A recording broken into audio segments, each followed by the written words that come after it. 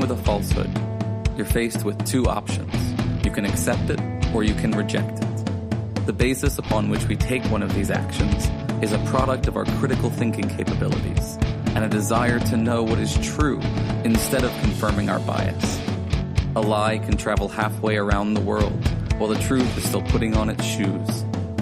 On Brainstorm, we choose the hard truths over the comforting lies. Reason, compassion, skepticism. This is the Brainstorm Podcast.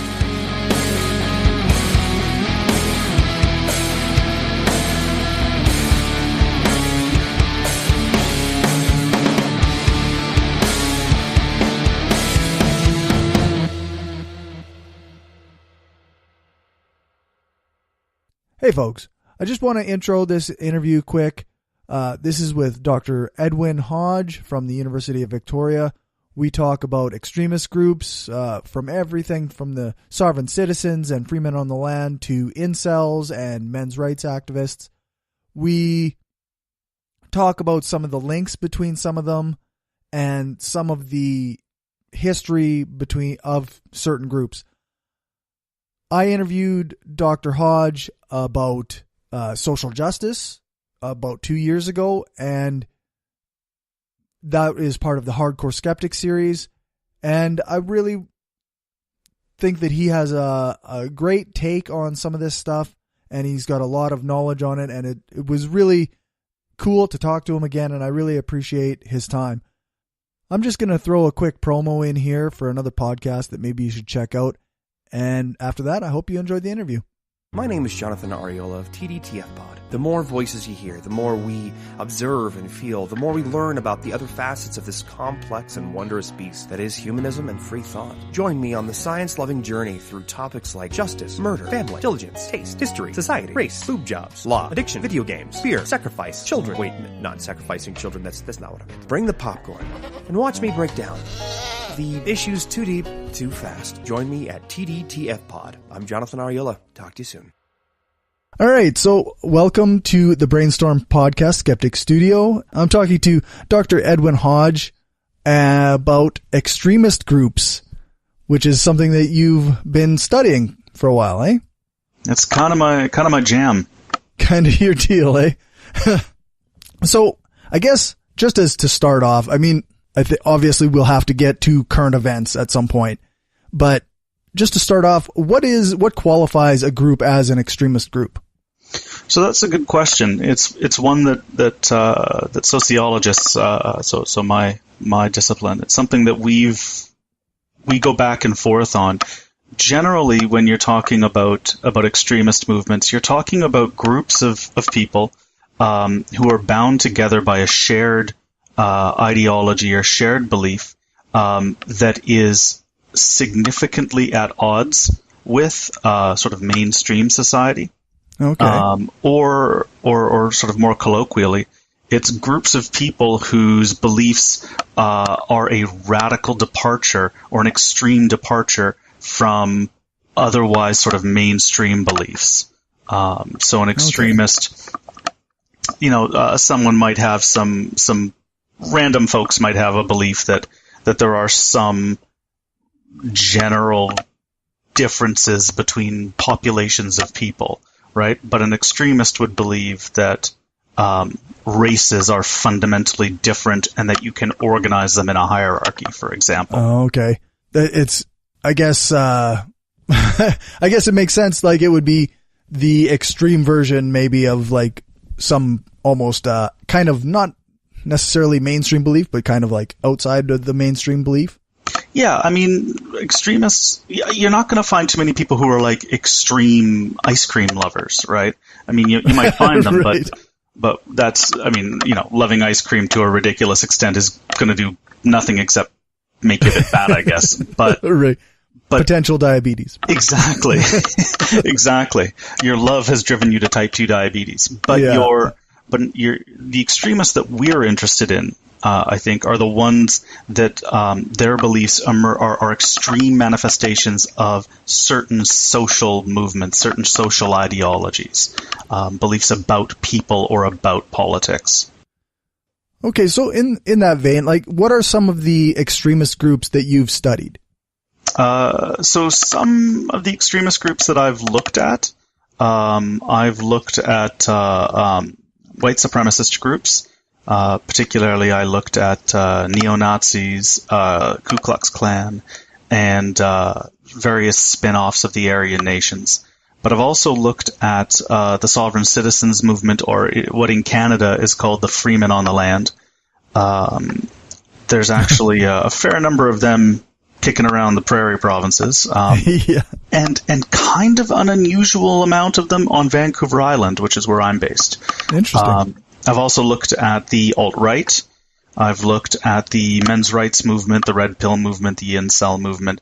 Basically, if there is a conspiratorial, racist, or misogynist movement out there, chances are pretty good I've spent some time looking at them. Right.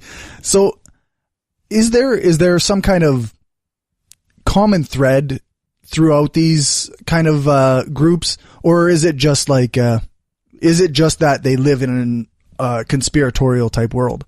Yeah, so at sort of the most foundational level, it's the particulars of their beliefs are often quite different, right? Like, I mean, if you're drawn to the men's rights movement, for example, you are there's not like a strong correlation or a strong chance that you'll be drawn to white supremacy.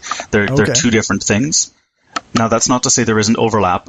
Some research I've done has indicated there is a moderate degree of overlap between what I would call sort of the radical or extreme edges of certain manosphere movements and then broader alt-right and then later white supremacist groups. Right.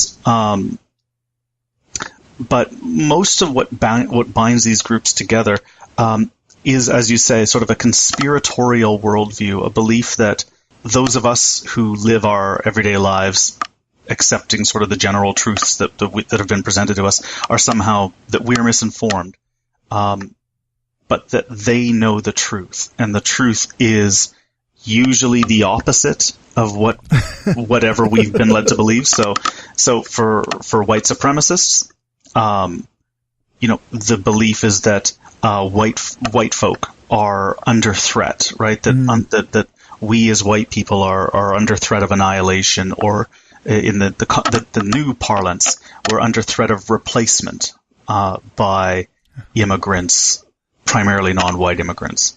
If you're a men's rights activist, you tend to reject the view that historically women have been oppressed and men have occupied positions of power, and you instead believe that everything in society, or most of the major institutions in society, have been built to cater to the needs and interests of women, and men have been like the dutiful soldiers and dutiful supporters that work to uphold that system.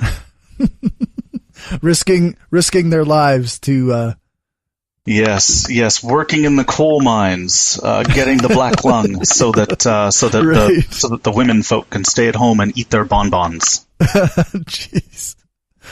What was the show? What is Al Bundy? Yeah. He was an MRA. Yeah. Like, it's the thing. I sort of do this thing with my students all the time, where I construct this image and I say, look, so we have this belief that back in the day, men worked all the dirty, difficult, dangerous jobs, right? The 3Ds, dirty, difficult, dangerous. Right. And women didn't. And I say that's sort of, I sort of show that that's been a kind of a common myth, in contemporary society.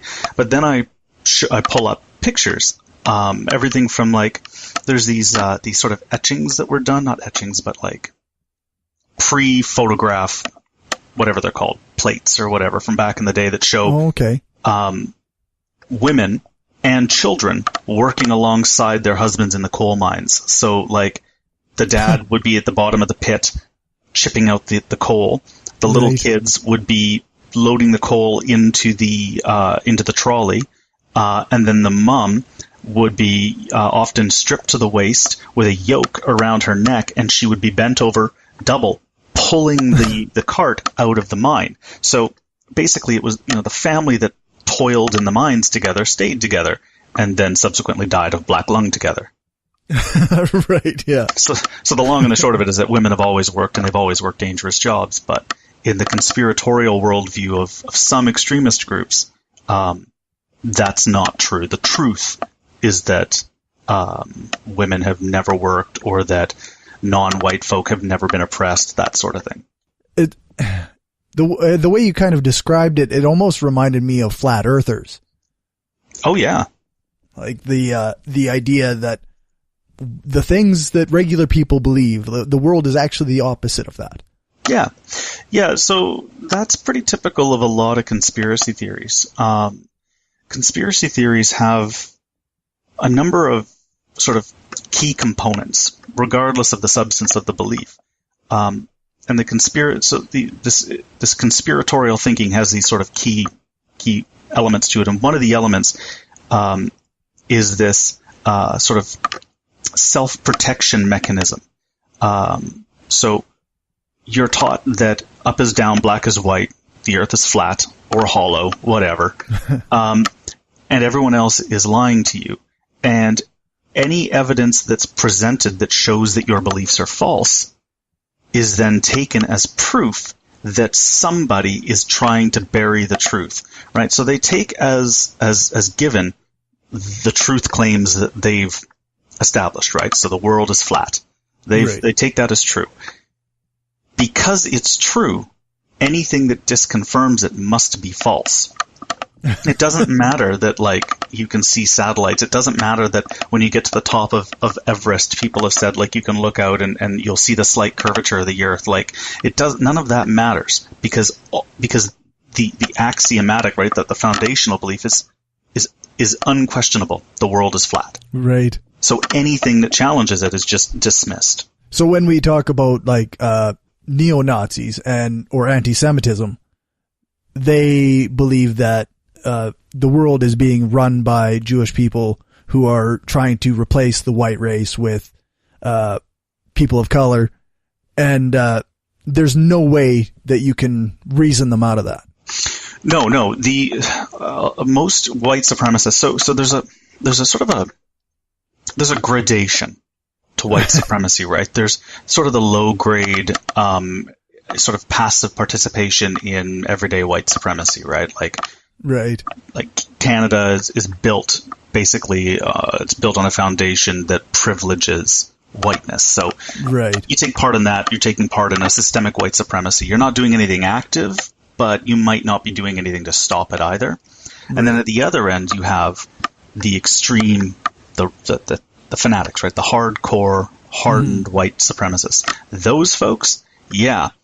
The truth, the quote-unquote truth, is that Jewish folk are, at the same time, cowardly, thieving, manipulative schemers, and somehow able to pull the wool over the eyes of white folk who are, right, the greatest and the best and the most creative.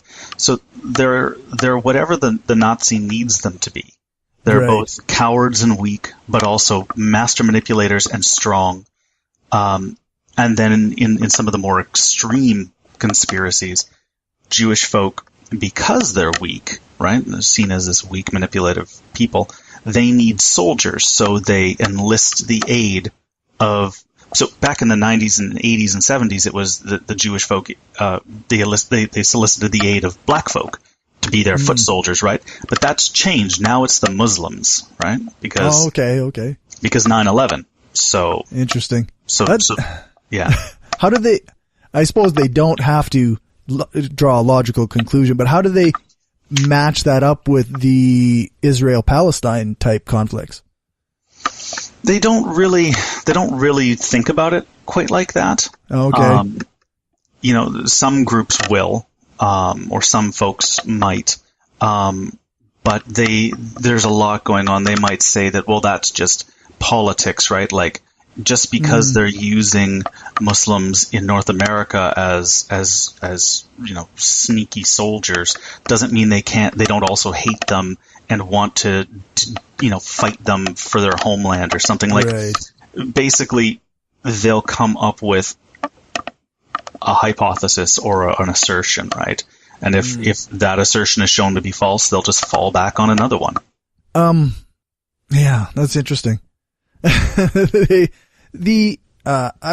often heard like that the alt-right, maybe not so much neo-Nazis or whatnot, have looked at Israel as a good example of an ethno-state.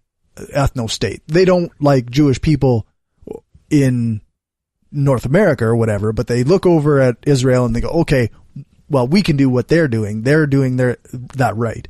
Yeah, that's a pretty astute observation. They'll see that as a good example of an ethno-state. They'll also they kind of spin it to be like, well, yeah, you see these Jewish folk, right? Like, they're pretty sneaky. Look what they're doing. But they have like a grudging sort of respect for that. Or they'll just look at other more ethnically homogenous states and go, yeah, that's who we should be like. So in my previous talks with people about far right extremists, there was like almost a historical line from these almost Freeman on the land types to the current alt-right type. I wonder if maybe we can expand a little bit on what do Freeman on the land type conspiracy people believe. Well, the Freeman are they're an interesting bunch. I find them to be fascinating. The Freeman on the land are interesting. They have this interesting belief structure. Basically, what they believe is that when everyone is born, they're assigned a number, some secret number that is associated with a secret bank account that is associated with what they call their corporate person, which is different from their flesh and blood person, right? So who they are. And so what they argue is variations all over the place, but basically it's along the lines of like the government in some fashion earns money off of each of these accounts, and so these accounts generate revenue, right, over the course of your life.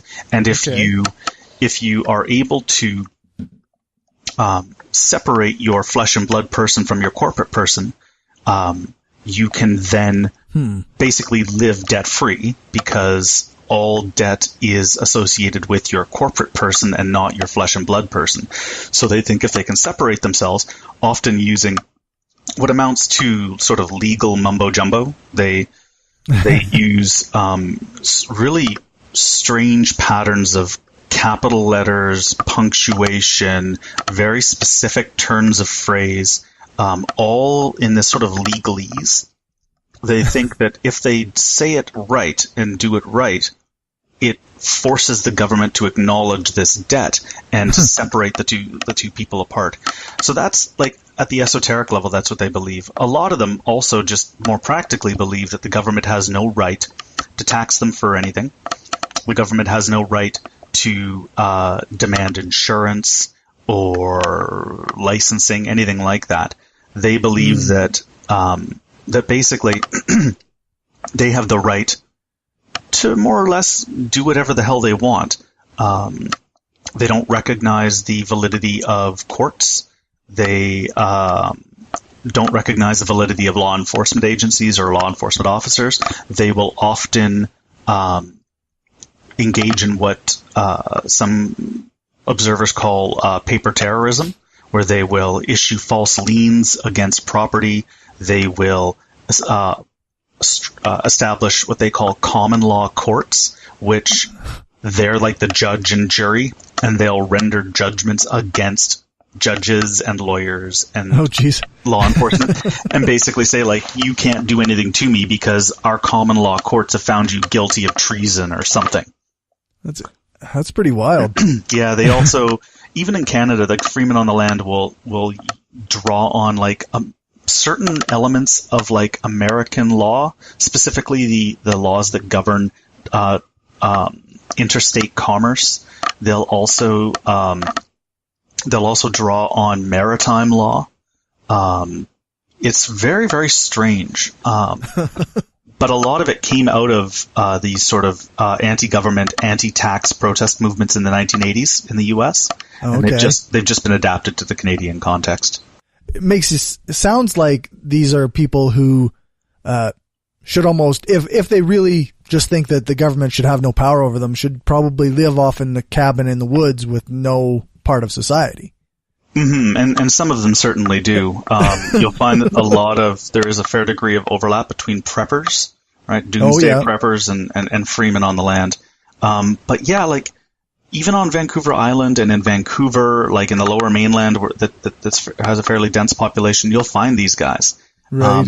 And they're the ones that'll be driving with like cardboard license plates, or they'll give themselves like titles, like they'll call themselves sheriffs or they'll call themselves justices. They will sometimes, there's a couple famous cases in Canada where these freemen have like rented an apartment and paid the first month basically to get in the door, and then they stop paying rent, declare their apartment an embassy for their own nation, and then claim they don't have to pay taxes anymore. And so that kicks off the eviction process, which can take like months and months and months. And the whole time they'll fight it, and then eventually they'll leave and set up shop someplace else and do the whole thing all over again. Wow. Yeah. That seems like a lot of work. Yeah. It's these. Get a job and pay rent. Yeah, I mean, a lot of these guys will try to work under the table if they can. So they do what they can to minimize their basically their taxable earnings. Yeah. Wow.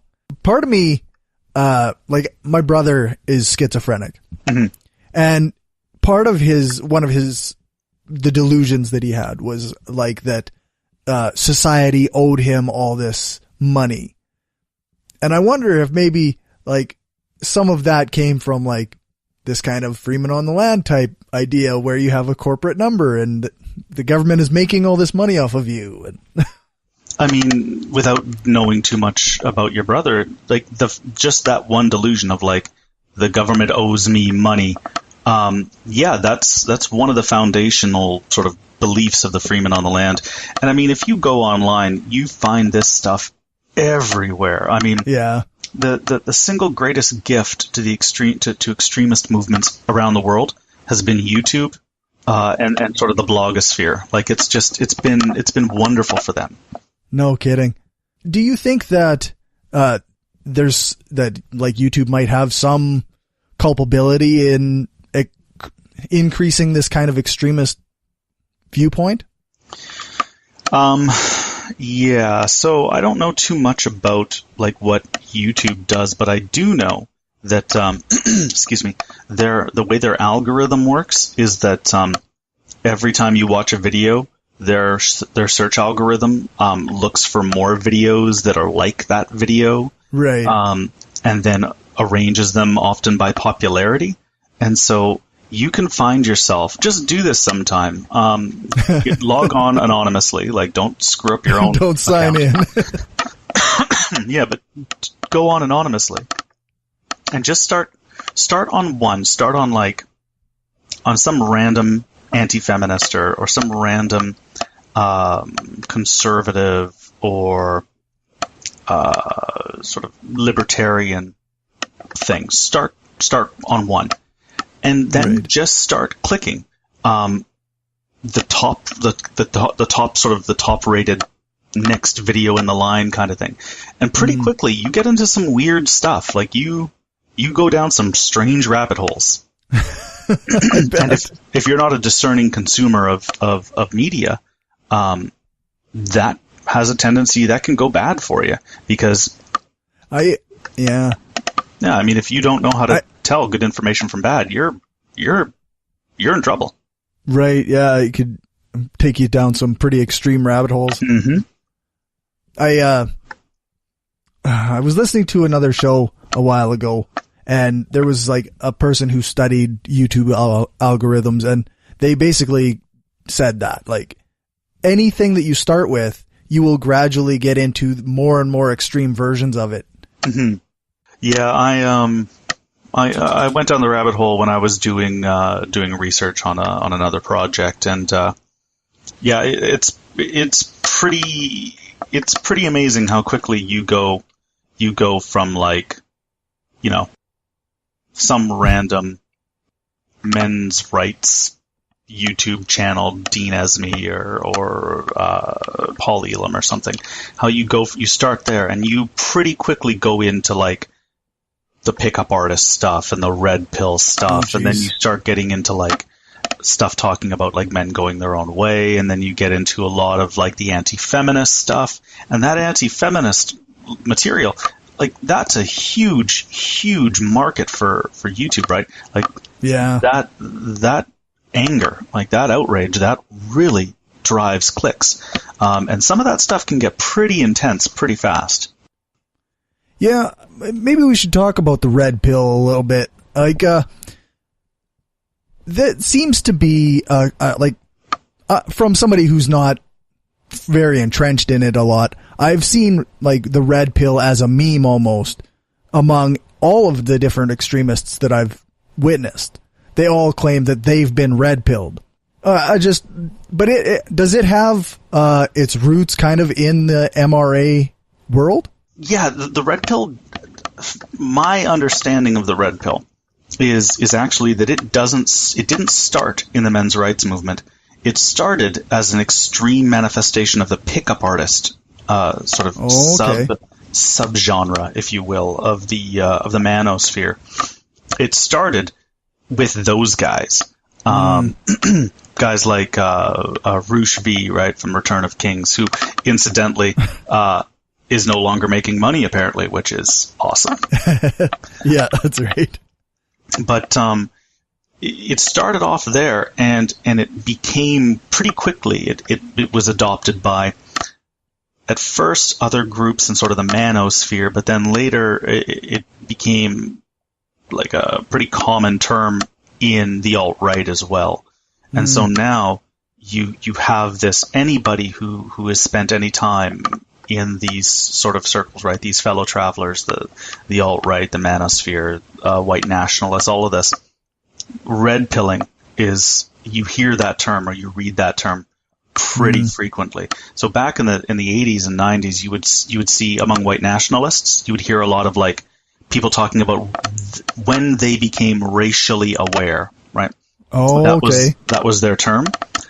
This is when I became racially aware, when I recognized, you know, the difference between white folk and everybody else. Now it's like the opposite of woke. Yeah, basically, it's anti-woke. But now they're using the term red-pilled. Right, so this is, you know, you got to red pill them into the alt-right, or red pill them into sort of racial politics, or however they phrase it. So, I guess we're kind of talking about the MRAs and pickup artists now. There was a recent shooting in Florida by a apparent incel, clearly a misogynist person, but who was also pretty far right wing, as far as I could tell. Oh yeah, he checked all the boxes. Do you think? I guess it's hard to know for sure, but we seem to be seeing a uptick in violence from these extremists. I think that I mean the violence has always been there.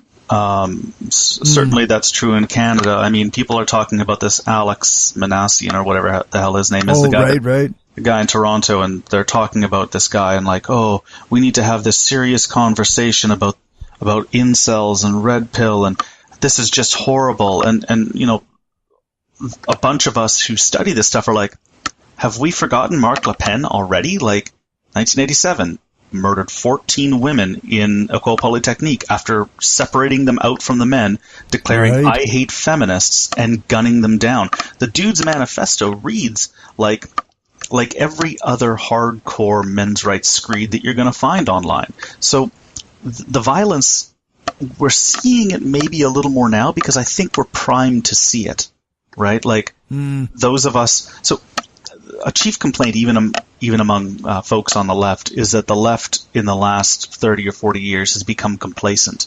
It hasn't offered any new ideas. It's been more or less coasting on its laurels, right? Like civil rights movement, gay rights movement. A lot of these movements met with some pretty major successes in the 70s and 80s, and that was basically it. They stopped. The left stopped pushing, and so what you got was a period of time when conservative, neoconservative, and now these far right groups have been able to sort of quietly do their work without any kind of organized pushback from the left, and so all of a sudden, so the election of Donald Trump happens, and all of a sudden, liberals and leftists, it's like they stumbled out of their stupor and went, "What the fuck just happened here? How could this have happened?" I remember reading an article, and the last line of the article said, how tragic all this was. We were supposed to be celebrating our first female president. Well, dude, you're not going to celebrate it because fully half of America didn't go out to vote because the left, the progressive side of the American debate, didn't give them any good ideas. It basically just said, vote for us because we're not them. Yeah. That's fine if everyone already agrees with your message. Right, so we look at these guys now. We look at these Elliot Rodger and Douchey McDoucherton in Florida, and the guy that shot up the Pittsburgh synagogue, and we look at all of these guys and we go, oh, this is what's happening. What's happening? The same thing that's always been happening. It's just now we're looking at it and we're seeing it for what it is. This stuff was happening earlier, and we would just go, "Oh yeah, these guys are nuts."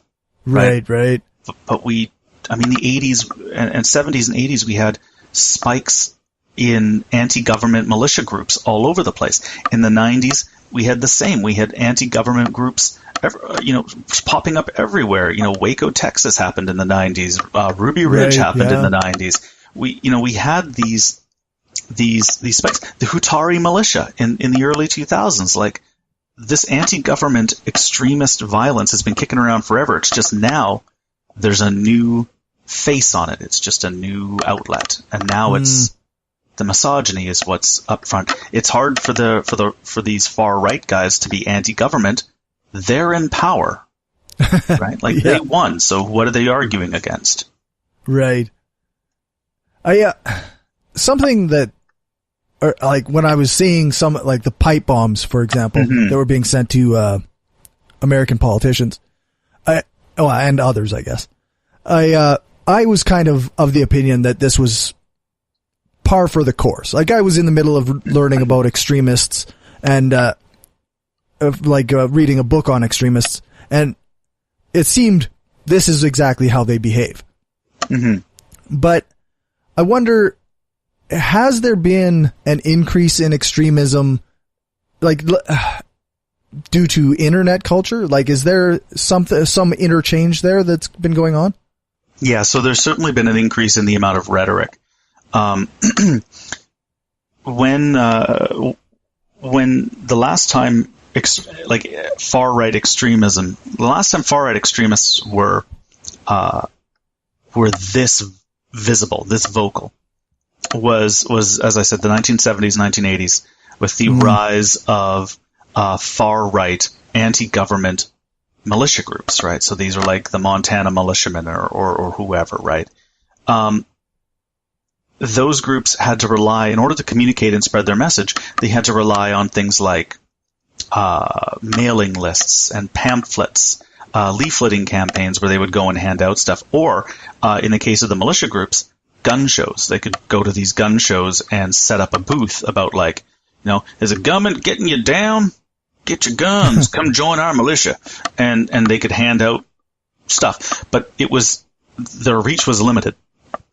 The internet allowed them to magnify their message in a way that they would never have dreamed of before.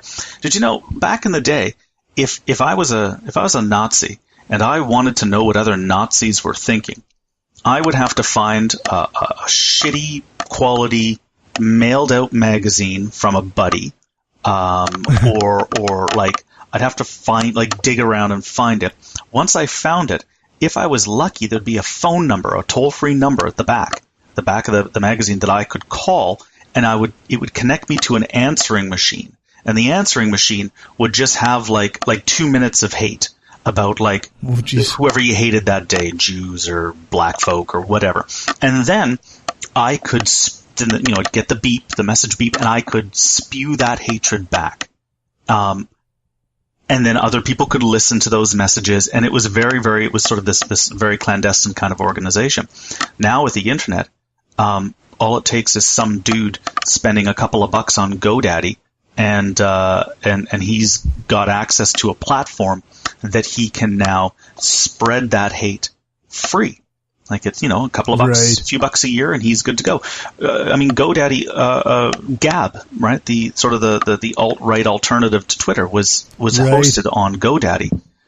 Pretty cheap, pretty cheaply, all things considered, and it had incredible reach. So, so the internet allows these groups to connect and talk to each other in ways that they never have before. So I guess kind of something I was thinking about earlier was the MRAs, like you say, in even Mark Le Pen back in the 80s was anti-feminist, right? Oh yeah. And so there must have been probably some level of a men's rights movement at that time. Oh, absolutely, yeah. So I wonder, I don't know much about it until it showed up on my internet feed, which was a few years ago now, but maybe can you give us a little bit of a history of the men's rights movement? Sure, I can. I'll give you the abridged version. But I will say before I start, the fact that people don't know that much about the men's rights movement works to their benefit, because now one of the sort of arguments that I hear a lot from MRAs when they're being challenged on things, feminists will often say to them, "Go out and do something. Just do something. Raise some money. Build a building. I don't know. Do something." And their response is, "We're new. We're brand new. We haven't had the time to organize like feminists have." Right? Right. So that's the argument. What's the problem with that argument? The problem is that some of the earliest men's rights writings came in 1973. Right? They've been around for now almost a half a century. Holy cow. Right? Almost a half a century now. So what happened was, all right, so you've got the feminist movement, right? Feminist movement started way, way, way back in the late 19th century. What we now consider the feminist movement, with the first wave of feminists. Now, the first wave, when people talk about third wave feminism, that's a historical period. It's not it's not like a badge that you wear, I'm a third wave feminist. No, you're not. It's not a set of Yeah, you're not a third wave feminist. You're a feminist. You just happen to be active during the third historical wave of feminist activism, or now what I would argue increasingly is the fourth wave of feminist activism. So anyways, way, way back in the day, once upon a time, there was a feminist movement. Feminist movement achieved some pretty basic aims, right? Big aims, but pretty basic. We want to be able to vote. We'd like to be able to be recognized as people. Well done. Right. So that happened, right? Through that organization, that fighting, that happened. And women fought tooth and nail, and I should say fought tooth and nail against some pretty violent repression to get those basic rights. At the same time, back then they were called suffragettes, there was the anti-suffragette movement. And these were largely men, although not a few women as well, largely men who basically argued that if women got the right to vote, if women entered into the public space, men would no longer be men. Right? Men would lose what it is that makes them men. So you see a lot of anti-suffragette posters where it's the wife, the man is holding the babies and cooking a meal, and the wife is wearing big pants, and so basically they're arguing, if women get the right to vote, men are going to be relegated to the kitchen, which of course implies that being relegated to the kitchen is a bad thing. Right. But if women were in the kitchen, it shouldn't have been a bad thing for them. Doesn't matter. I'm just spitballing. So, first wave feminism happens. The first wave of activism. That wave disappears, right? It disappears in about the 1930s and 1940s. Why? In response to the Second World War. Other issues are more pressing. So a lot of feminist activism didn't go underground. It went into what in sociology we call abeyance. Right, it was in abeyance while women were doing other shit. Then the end of the war happens, and women are kicked out of their jobs and back into the home in the 1940s and 50s. That can't sustain itself very long. So in the mid 1960s and late 1960s, the daughters of the mothers who had been kicked out of the factories and sent back to home, their daughters, who had spoken to their grandmothers and spoken to their mothers about like the long ago before time, before the weird 1950s, they learn, well, holy shit, our grandmothers got together and got the vote. What could we do if we get together? And so they begin this second wave of feminist activism.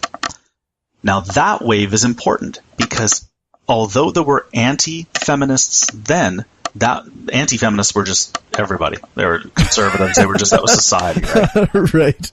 Like feminism has always been, has always provoked response because it is progressive. So anyways, the 1960s happened. In the early 1970s, by the early 1970s, the second wave of feminist activism is organized, right? It's become organized. There are women's organizations. Theoretically, it's really interesting for sociologists, but it's super boring for everybody else. What comes out of that is a sort of a new group, the men's liberation movement. The men's they were feminists. They were men inspired by feminist ideology and feminist thought, and they said, we can do what they're doing.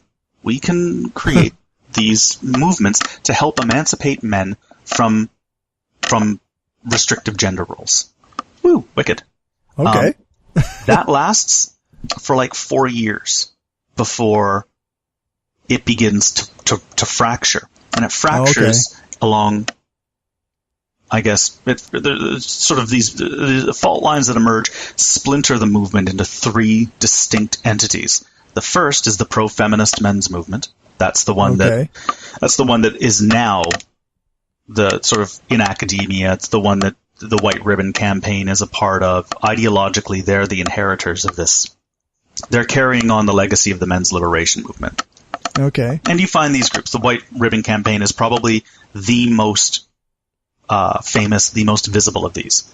The second group that breaks off is the mythopoetic men's movement. This is the movement that is sort of characterized by guys like Robert Bly, who wrote a book called Iron John, where he basically said that the new man of sort of this feminist moment, the new man is hollow and empty and weak and soft.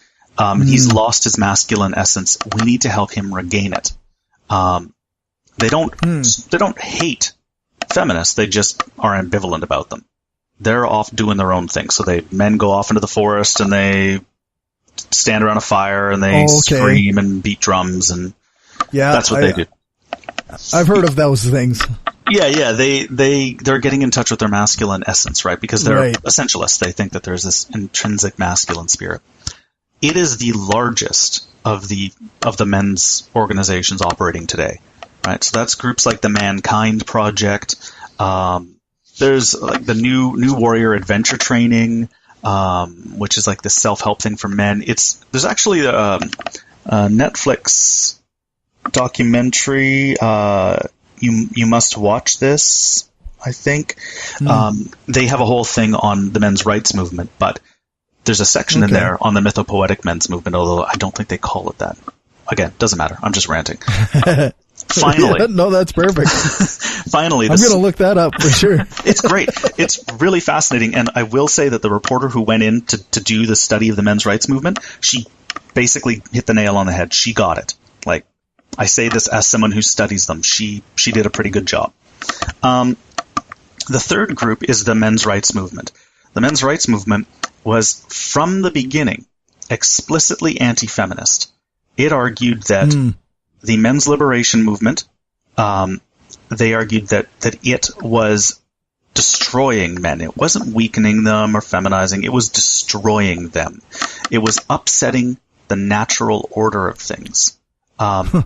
Men have a wild, untamable spirit. Men are powerful and ambitious, and we should support that.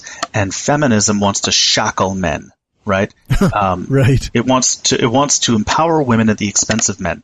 They look a little sideways at the mythopoetic men's movement. They're like, yeah, we don't really do what they do. We don't really get what they're about. But they can't work hand in hand then, eh? Sometimes they do, like, at the sort of the more moderate and the shallower end of the men's rights movement, it's really hard to tell if the difference between men's rights, like moderate men's rights activists and mythopoetic men. Oh, okay. But what the men's rights movement, they were small, but they were vocal. But what really worked for them was so around the same time, mid-1970s, a lot of jurisdictions in the US and Canada passed no-fault divorce laws, right? Making it so that women could now file for divorce. They didn't have to prove that their husband was beating them or was being unfaithful. They could just cite irreconcilable differences and split. When that happened, divorce rates spiked to about 52%, right? Not because society was collapsing, but because millions of women were finally able to get out of relationships or marriages that they weren't happy in. So what you ended up with was a whole wave of men suddenly divorced, suddenly no longer with their children, right? Right. And a lot of them sort of totally confused. They didn't know what the hell had happened. Now, some of them probably shouldn't have been with their kids, but I think quite a few others just honestly had no idea what the hell was going on. Courts back in the day were super sexist, much like they are now, tended to award custody to women because women were seen biologically as caregivers. So what happened was all these fathers got super angry and created fathers' rights movements, right, which were designed to defend the rights of fathers. So demanding things like mandatory 50-50 custody, demanding an end to alimony, demanding an end to child support, a whole bunch of stuff. Men's rights movement pretty quickly allied themselves with that group. And by about the mid to late 80s, you could find in fathers' rights groups and fathers' sort of support groups around North America, you could find men's rights activists hanging out because they were often the same groups of people. Right. So by the 80s, what we now think of as the men's rights movement and men's rights ideology was already quite well formed. And then along came Warren Farrell, who wrote The Myth of Male Power. When he did that galvanized the movement. That book was like the men's rights Bible. If you haven't read that book, you don't know what the men's rights movement is about. And if you're a men's rights activist and you haven't read that book, you don't know what your own movement is about. It's like, I recommend people who are interested in this movement read that book. It is poorly written, horribly cited. It's more a collection of like musings and ruminations that are sometimes connected and sometimes not. But what it is strident. It laments the death of man, and it's all about like retaking masculinity. And it'll say things like, I'm not, I don't hate feminists. They're just they're pursuing their own interest. But don't they know the damage that it's doing to men? So those arguments are fundamentally the same arguments that you are going to hear today when you go online and look at the men's rights movement. So the men's rights movement was tiny. It was small and not particularly influential until the advent of the internet. Once that happened, like other groups, sort of reactionary groups, it exploded. They were able to start drawing in people. They were able to network and connect in ways they'd never done before. Wow. And that's the men's rights movement. So not to just get you to keep talking, but how did that lead to things like incels and men going their own way? So any social movement, this is sort of getting a little bit into theory now. Any social movement has to maintain its internal coherency in order for it to exist, right? So any social movement has to establish its identity. It has to quell internal dissent. It has to collaborate or compromise to sort of carve out a coherent ideological space for itself, right? So what you'll get is inside social movements, you'll get all kinds of debates, right? Feminists debate feminists all the time. This is how we ended up with sex-positive feminists, liberal feminists, Marxist feminists, sex worker exclusionary feminism, transphobic, or like trans-exclusionary radical feminism. Right. These are all fractures that are they resulted from internal debate. So the movement will carve out a space for itself, right? An identity. If you disagree with that identity, you have a few choices. One, you can moderate your own views to align with the dominant view of the movement, or you can fracture. You can basically spin off and start your own movement.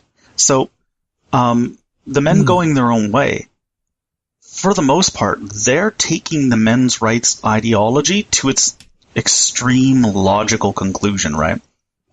If women and feminists are the cause of all men's problems, the way to address those problems is to leave women behind. So they seek to minimize any kind of entanglements with women. So no marriage, no long-term girlfriends. They cut out anybody they can. And they basically, they'll hook up with women if they're horny, and they'll have casual work friends, and that's basically it. Other groups went different ways. They saw sort of like with Red Pill and these, they came out of the pickup artist sort of subculture, which wasn't it wasn't explicitly men's rights. It was less about that. It wasn't about helping men reclaim masculinity. It was about helping men fuck. So right, kind of a different thing, but because of the cross-pollination effect of online discourse, those movements started to exchange ideas, and now they don't like each other very much. Is that right? Yeah, so if you go on to men's rights spaces, often you'll get folk on men's rights spaces being like, yeah, no, look, they're basically men's rights activists. We're all get along. And then you'll go to a Red Pill site and they'll be like, fuck you. No, we don't. We don't care about your shit. We care about hooking up with women. That's what we care about. So they sort of spun off on their own. Incels, they actually started off as kind of a self-help group that they gave themselves this sort of half quasi-ironic name, basically saying like, yeah, look, this is what's going on. How can we get out of this? Okay. But then it was twisted over time to move away from the we're unlovable, how do we get out of this, to we're unlovable, nothing will ever change that, and screw every woman who's ever, in my mind, who's ever done anything to me that reinforces that. They've basically decided that if they're unlovable to women, then they're just going to hate women. Jeez. Yeah. So rather than try and come together and solve a problem that they see within themselves or whatever, they externalized and blamed blamed women essentially. Yeah, I mean, if you go into incel spaces today, finding strategies to help yourself is actively discouraged. Is that right? They getting out of the situation, that's not what they're about. They're about sort of wallowing in it. It's like those creepy thin-spiration sites that were like pro-anorexia. Yeah. They recognize that anorexia is a disease, but that they don't want to cure it. They They think being thin is worth it. Exactly. They hold it up as like, a life goal. So Right. incels, from what, like the way I understand them is that incels, they're doing fundamentally the same thing. They don't want people to help them, and they don't want to help themselves. They just want to sort of wallow in this thing. Unless we're talking about the even more extreme versions. The more extreme versions, like the black cell, they're the ones that take the black pill, and they basically embrace self-destruction. Jeez. They basically figure that they're going to kill themselves because they deserve to die, because they do not deserve to live. And so some of these guys will take that next step and go, well, if they don't deserve to live, clearly the women who have done this to them, right, because they believe that women, even women who don't talk to them, the fact that women aren't talking to them is a slight, that's an insult too. So women can't talk to them because that's pity and how dare you. Women can't not talk to them because now they're ignoring them and how dare you. So these black pill guys, the most extreme versions of them are the ones that are like, I'm going to kill everybody. Wow. Yeah. I mean, I guess some of this I kind of knew to some extent, but it's just like the kind of idea that I'm suffering or whatever because of like I can't build a relationship or whatever, and so then I have to kill people. It kind of blows me away. Oh yeah, I mean this is the thing that's so frustrating about them is if you go onto the rare incel sites that have pictures where they're encouraged to post pictures of themselves, a lot of these guys are totally fine. Right? Right. I mean, yeah, fine. They're not Henry Cavill or Idris Elba, but then again, who is? Right, yeah. I mean, not even Idris Elba and Henry Cavill are Idris Elba and Henry Cavill, right?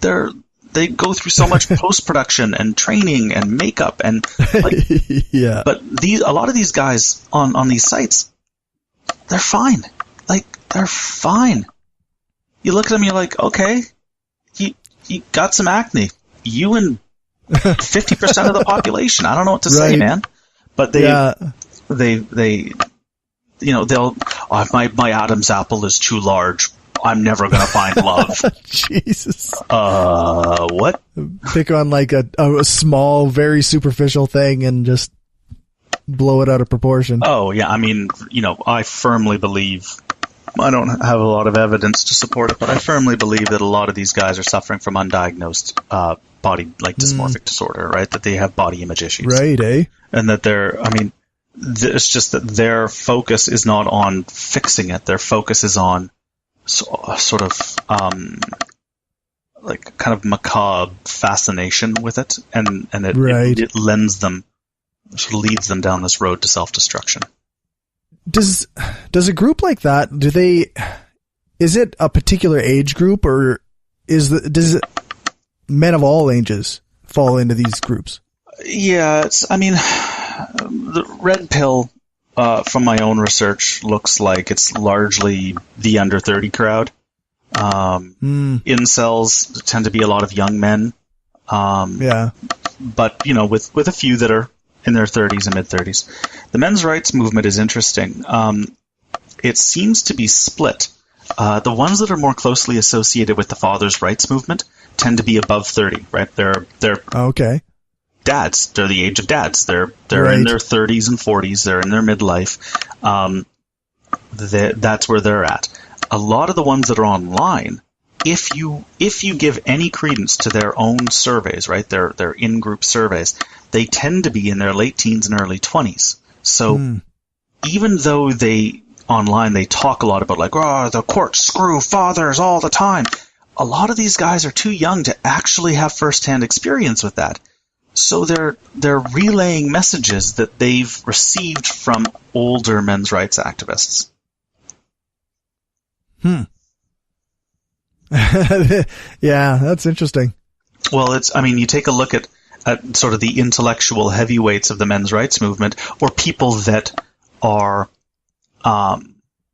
upheld by the men's rights movement, right? Like they're not like some of them aren't explicitly men's rights, but they're like, they're not men's rights, but they're number one with men's rights. And so you look at them, and it's people like Christina Hoff Sommers and Paul Elam and Jordan Peterson and like father and mother figures, right? Who are older, who are giving out this information like it's, manna from heaven, right? And it's this younger group that's really, really into them. So, yeah, so it sounds like it is being propped up by younger men in a lot of ways. Well, this is a pattern that's pretty true with a lot of reactionary or extremist movements, right? Is that the intellectual core are older. They tend to be older men, especially if we're talking about right wing or traditionalist or neo-traditionalist groups. That is, red pill, Christian conservatives, men's rights. Although a lot of men's rights guys they claim to be socially liberal, a lot of their attitudes are decidedly reactionary and sort of status quo upholding. So a lot of these groups, the intellectual core tends to be older, but the rank and file tend to be younger. Right? They tend to be sort of a little more impressionable. Right? It's the same. You look at any sort of extremist group, look at sort of jihadist movements, it's the same, right? The intellectual core are older. The bombers and attackers, the fighters are young. They're fighting age men, right? So men between the ages of 18 and 25. Okay. I wonder, maybe I'm way off base, but part of me figures like that presents us with potentially an opportunity, doesn't it? If we had older intellectuals who could maybe have an alternate message for young people. Yeah, absolutely. In terms of, so there's been some research into like Islamic fundamentalism, looking at the road to jihadism among young Muslim men, and it turns out that one of the things that makes it more likely for a young man to join a jihadi group is negative interactions with law enforcement and a feeling of alienation from society. So getting stopped by the cops pisses them off. Being alienated from society means that they don't have access to a social network that can curb or blunt some of their more extreme beliefs, right? Like if you're hanging out with your friends and you're all chatting and then you turn around and you're like, Hitler did nothing wrong. Your friends can turn around and be like, whoa, fuck you, buddy. You got to check that shit because that's wrong. So your network will pull you back. But in the absence of that, there's no one to stop you from saying that, right? So and so there's these sort of negative associations. But it turns out that one of the more effective strategies for de-radicalizing is for them to have positive experiences with law enforcement and an increase in social connectivity. So I think is it called the Copenhagen model or the Denmark model? Basically what happens is a cleric or an imam will identify a young man who's going down the road to radicalism. And they'll talk to them, see what they're on about. And if they think it's serious enough, if they can't de-escalate themselves, like if they can't de-escalate the young men themselves, they will call the cops and say, look, this is what's going on. Can you help? And then instead of coming and arresting, kicking down the door, where's the terrorists? What they do is they take the young man out for coffee. And they ask him about his life. They ask him about his fears, about the things that are bothering him. They humanize, they associate and they humanize. And then they will set up coffee meetings where they'll have coffee with the officer and the imam and the young man.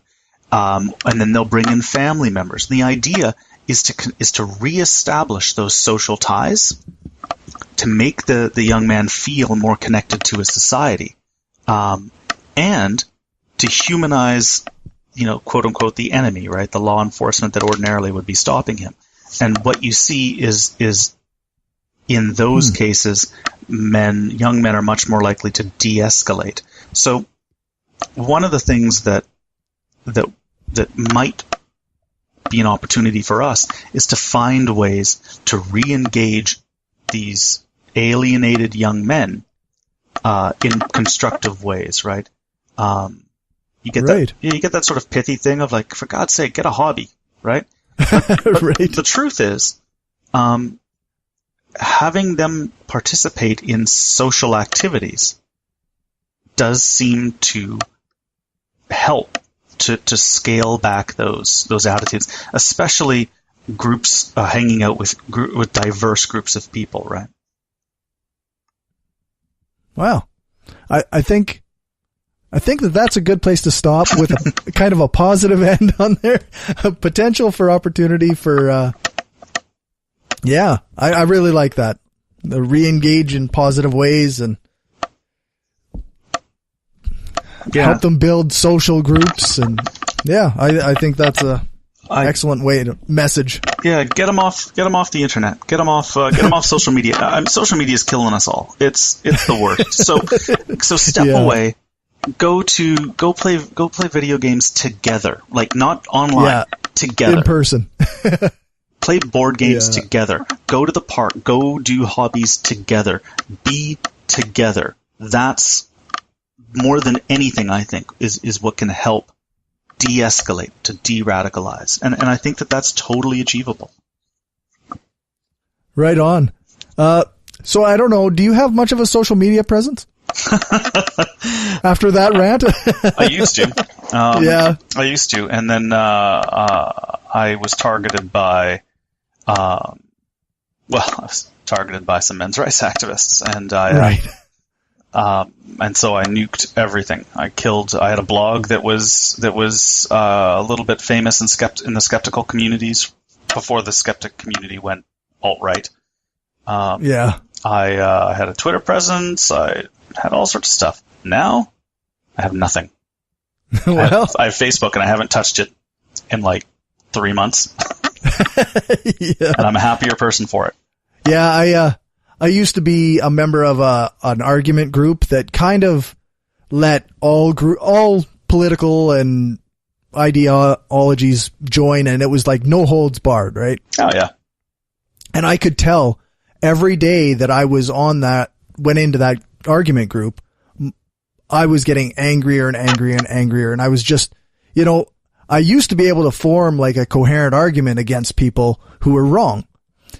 But when I would go into this group, all I could do is just be mean to these people because I just was too angry with the nonsense, the bad takes and the. Well, there's a quote that's been floating around, and it's a brilliant quote by Jean-Paul Sartre. And he basically says, to paraphrase, he's far more eloquent than I am, but he basically says, you can't win. You can't win an argument with these guys because they're not there to argue. They're not there to convince you. They're not there to engage in debate.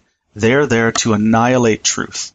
They're there to destroy words, because every time they open their mouth, they can lie. And in order for you to counter their lies, it takes you 10 times the effort. So by the time you're done sorting out their lies, they've moved on to lie about something else. They do not care about truth, right? And so you are obligated to be truthful. You're obligated to be there in good faith. They're not. So a lot of these spaces, these like debate, like, fight me. Why? Why waste your time? Right. Yeah. Like they're not there to have their mind changed. They're there to aggravate you and annoy you. If they honestly, and I'll say this to anybody that happens to be listening that might agree with these guys, if you honestly want to learn something outside of those echo chambers, you got to put in the work. You've got to pick up a book. You've got to read, take a couple of courses at university. You have to put in effort. If someone is going... you can't get in an argument on... Sorry? You can't get into an argument on social media and expect to learn. No. and you can't expect to learn from watching YouTube. You can't expect, if some random is on YouTube telling you that they know the truth, don't believe them. You have to read for yourself. So go out and get learned. Go read. Awesome. Well, I think that that's a good place to stop, and thanks for joining me. Hey, it was my pleasure.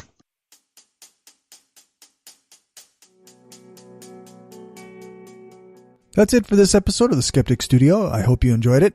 For anything else, you can contact me at mail@brainstormblog.net. Unfortunately, Edwin doesn't have an online presence, so you can't find his stuff, but if you want to hear me talk to him about social justice, then I'll throw that link in the show notes.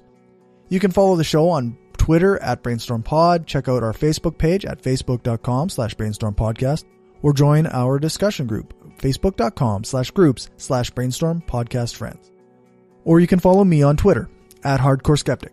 Thanks to our financial supporters, Kayla, Janet, Kim, Stephanie, Zach, the Utah Outcasts, Will, Aaron, Daryl, Destin Sucks, Bob Glenn, Destin Doesn't Suck That Much, Magnus, several species of small furry animals gathered together in a cave, Positively Skeptical, Rob, the Podunk Polymath, the Flying Spaghetti Monster, Sauce Be Upon Him, Freethinker215, and Larry.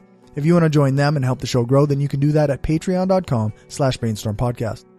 Thanks to Dave from Roman Empire Studios for our intro music. Thanks to Aaron Rabbi from the Embrace the Void podcast for doing the voiceover for it. Thanks to Alex Kepper Murdoch for doing the voiceover for our Patreon ad. And thanks to Jason Camo for the outro music. You can find all the respective links to those fine folks in the show notes on brainstormblog.net. Make sure to follow the show on Spreaker for notifications whenever a new episode is up or we go live. That's brainstormradio.net. You can buy Brainstorm gear at tpublic.com/stores/brainstorm-podcast-gear. And I think that's everything. Remember to give us a rating, a thumbs up, or a fave on your podcatcher of choice. Join our Facebook group, like our page, follow us on Twitter, subscribe to our subreddit, sign up for the newsletter, share the show, and spread the word. The more you share, comment, and like our stuff, the more it helps the show grow. Thanks for listening, and remember, the truth matters.